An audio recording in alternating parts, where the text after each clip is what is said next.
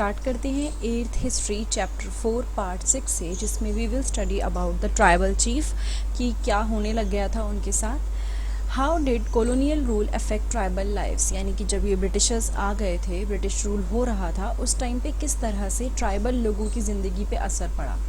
The life of tribal groups change during British rule, यानी कि British rule के time पे ट्राइबल ग्रुप की लाइफ जो थी उस पर काफ़ी इफेक्ट पड़ा। Now what happened to tribal chief, यानी कि जो ट्राइबल के चीफ थे उनके साथ क्या हुआ। Before the arrival of the British in many areas the tribal chief were important people, यानी कि ब्रिटिशर्स के आने से पहले कई एरियाज़ में जो ट्राइबल चीफ होते थे दे वो वेरी इंपॉर्टेंट, काफ़ी इंपॉर्टेंट लोग थे। They enjoyed a certain amount of economic power and had the right to administer and control their territories, यानी कि उनके पास कुछ अमाउंट में इकोनॉमिक पावर थी, वो कुछ चीज़ों को कंट्रोल करे हुए थे। एंड मोस्ट इम्पॉर्टेंट थिंग, अपनी टेरिटरी जहाँ पे भी वो राज उनका ट्राइबल ग्रुप था, जिस भी क्लैन के वो होते थे, वो वहाँ पे उस टेरिटरी के अंदर कुछ डिसीजन ले सकते थे और कंट्रोल कर सकते थे। कई जगहों पे they had their own police and decided on the local rules of land and forest management, कई जगह पे उनकी खुद की पुलिस होती थी और उन्होंने डिसाइड किया क्या कि जो भी उस जगह के लैंड के रूल होते थे वो खुद डिसाइड करते थे, एंड फॉरेस्ट मैनेजमेंट से रिलेटेड चीज़ें भी वो खुद डिसाइड करते थे।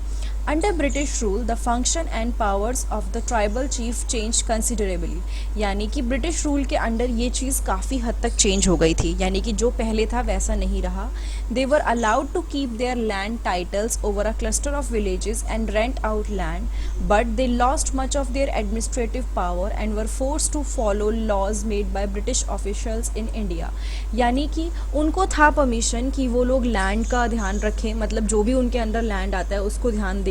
ऊपर से अपने विलेजेस वगैरह की तरफ ध्यान दें, लेकिन उनकी जो एडमिनिस्ट्रेटिव पावर थी, यानी जो उनका एडमिनिस्ट्रेटिव कंट्रोल था, वो उन्होंने पूरी तरह से खो दिया था, काफ़ी हद तक इनफैक्ट खो दिया था, और उनको वो रूल फॉलो करने पड़ रहे थे जो ब्रिटिश ऑफिशियल्स ने बनाए थे। They also had to pay tribute to British and discipline and the tribal group on behalf of the British, यानी कि उनको क्या करना पड़ता था, ब्रिटिशर्स को कुछ अमाउंट में कुछ भी देना पड़ता था, B it tribute, B it money, जो भी उस पर उनके पास अवेलेबल चीज़ें थी। एंड मोस्ट इम्पॉर्टेंटली उनको ट्राइबल ग्रुप्स को डिसिप्लिन करना पड़ता था, बिकॉज हमने इसी चैप्टर में पहले के पार्ट्स में पढ़ा था कि ब्रिटिशर्स के लिए जो लोग सेटल्ड ट्राइबल ग्रुप से थे वो लोग बहुत सिविलाइज्ड थी as compared to those tribal group who were hunters और gatherers, या फिर जो एक जगह से दूसरी जगह मूव करते थे।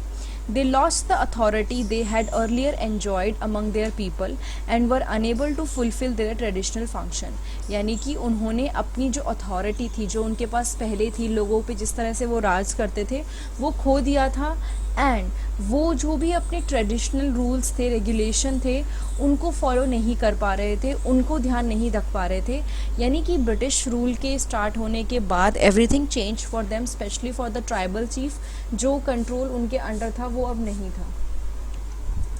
So that happen with the tribal chief, and इस तरह से कॉलोनियल रूल ने ट्राइबल के लिए, ट्राइबल लोगों के लिए चेंज करना शुरू किया था चीज़ों को। नेक्स्ट पार्ट में हम लोग पढ़ेंगे कि शिफ्टिंग कल्टिवेटर्स पे ट्राइबल का क्या, जो ये कॉलोनियल रूल था उसका क्या अफेक्ट पड़ा। तो ये पार्ट 6 था जिसमें हम लोगों ने पढ़ा कि क्या अफेक्ट रहा। इसके पहले के पार्ट्स आपको डिस्क्रिप्शन बॉक्स या फिर नीचे कमेंट बॉक्स में आपको सारे पार्ट मिल जाएंगे हिस्ट्री के, वरना डायरेक्टली मेरे चैनल पे 8th हिस्ट्री प्लेलिस्ट में जाके आप देख सकते हैं, होम पेज या प्लेलिस्ट सेक्शन में, और डायरेक्टली आप अदरवाइज़ जितने भी चैप्टर्स हैं 8th क्लास के अंडर सब्जेक्ट और चैप्टर्स को सर्च कर सकते हैं।